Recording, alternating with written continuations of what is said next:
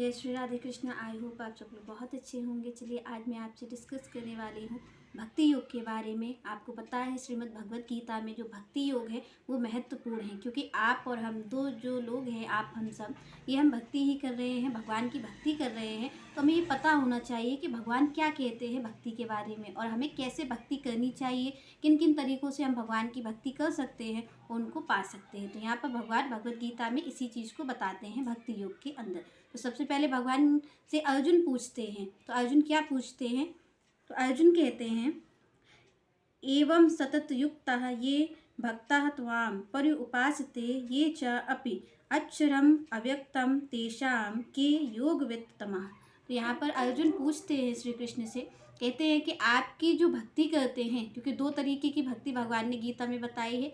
एक तो वो ये कहते हैं कि एक तो परम ब्रह्म की लोग पूजा करते हैं जो निराकार को मानते हैं, और कुछ लोग होते हैं जो साकार को मानते हैं। तो यहाँ पर दो मार्ग भगवान ने भक्ति के बताए हैं कि कोई तो उनको निर्गुण के उसमें मान लेता है कि वो ब्रह्म है, उनकी उपासते हैं लोग, ज्ञान ध्यान से उन्हें पाते हैं, और कुछ लोग होते हैं वो सगुण की उपासना करते हैं, जो कि आप और हम करते हैं भगवान की विग्रह रूप में। तो भगवान से ही पूछा अर्जुन ने कि भगवान कौन सर्वश्रेष्ठ माना जाए, आप निर्गुण वालों को सर्वश्रेष्ठ मानते हो या सगुण वालों को मानते हो। तो अर्जुन ने ये प्रश्न किया, तो भगवान उत्तर देते हैं। भगवान ने कहा मयि आविश्य मनः माम नित्ययुक्तः उपासते श्रद्धया परया उपेतः मे युक्ततमः मतः।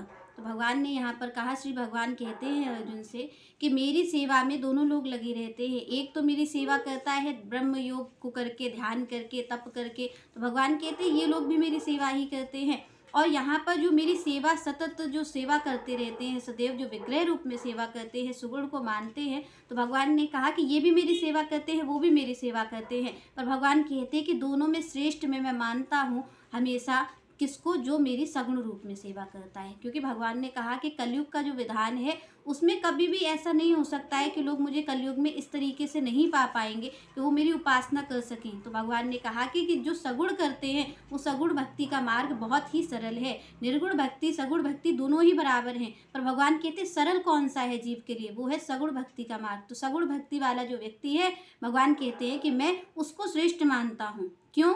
क्योंकि भगवान कहते हैं कि कोई संसार से भाग करके मुझे पाए वो तो आसान है, वो तो पा सकता है, संसार से भाग गया है, पर कोई संसार में रह करके और अपने आप को साध करके और तब मुझे प्राप्त करता है, तो भगवान कहते हैं मैं उसे श्रेष्ठ मानता हूँ। क्योंकि संसार छोड़ करके जाना, आप एकाग्र मन से बैठ गए हैं, तो भगवान कहते पाता तो वो भी मुझे है, पर वो बहुत ही आसान ढंग से पाना चाहता है, संसार को छोड़ के जाता है। पर भगवान कह रहे कि जो संसार में रहता है, सारी चीज़ों को, अच्छे बुरे सारी चीज़ों को देखता है, परखता है, लोगों की बातों को भी सुनता है, उसके बाद भी मेरी भक्ति को एकाग्र मन से करता है, तो भगवान कहते ऐसा भक्त मेरे लिए सदा प्रिय है। मैं ऐसे भक्तों से बहुत प्रेम करता हूँ जो मेरी भक्ति इस प्रकार, इस मार्ग से करता है, भक्ति योग से करता है। तो यहाँ पर भगवान कहते हैं कि ये भक्त मुझे बहुत प्रिय हैं, क्योंकि ये मेरे लिए सारे कष्ट उठाते हैं। क्योंकि जो आप देखेंगे कि जो जाते हैं निर्गुण मार्ग से जाते हैं, वो कहीं पर भी जंगल में पहुंच गए, ध्यान लगा लिया उन्होंने, तो उनके लिए ये मार्ग आसान है, क्योंकि उन्होंने संसार को छोड़ दिया, एकाग्र मन से वो बैठ गए हैं। तो भगवान कहते हैं पर जो मेरा सगुण का भक्त होता है, जो मेरी सगुण भक्ति करता है, तो भगवान कहते हैं वो तो संसार में ही रहता है, वो संसार को छोड़ के नहीं जाता। और आपको पता है संसार का नियम कैसा है, होता है, संसार कभी भी भगवान की ओर आपको चलने नहीं देगा, कभी भगवान की भक्ति नहीं करने देगा।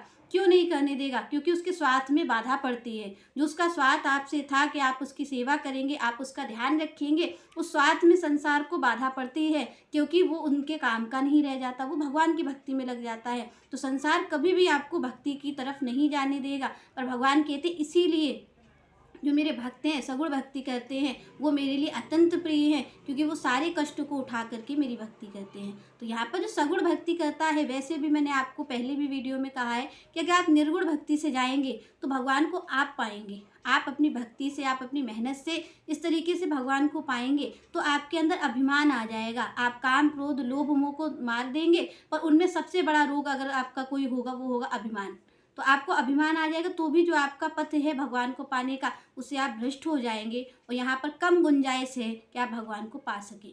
पर जो सगुण भक्ति में जाता है, सगुण भक्ति में वो भगवान पर आश्रित रहता है। जो भक्त होता है वो सारी चीज़ भगवान पर आश्रित रहता है, वो भगवान को ही अपना आश्रय मानता है। उसके जीवन में जो भी होता है वो भगवान के द्वारा ही होता है। तो यहाँ पर जब भगवान उसकी डोर अपने हाथ में लेते हैं तो आपको पता है पूरी दुनिया को, सारी दुनिया को सभी नचावत राम गुसाई, सबको भगवान नचा रहे हैं। तो यहाँ पर जब भगवान अपने भक्ति की डोर हाथ में खुद लेते हैं तो वो भक्त कभी भी नहीं गिर सकता है। वो हमेशा भगवान की प्राप्ति करेगा जो इस मार्ग से जाता है। तो भगवान ने कहा कि जो सगुण भक्ति का मार्ग है वही श्रेष्ठ है और यहाँ पर जो सगुण भक्ति के लोग हैं, जो मेरी सेवा सदैव करते हैं, वही मेरे लिए सबसे ज़्यादा प्रिय है। चलिए नेक्स्ट चर्चा हम नेक्स्ट वीडियो में करेंगे। तब तक के लिए जय श्री राधे, जय श्री कृष्ण।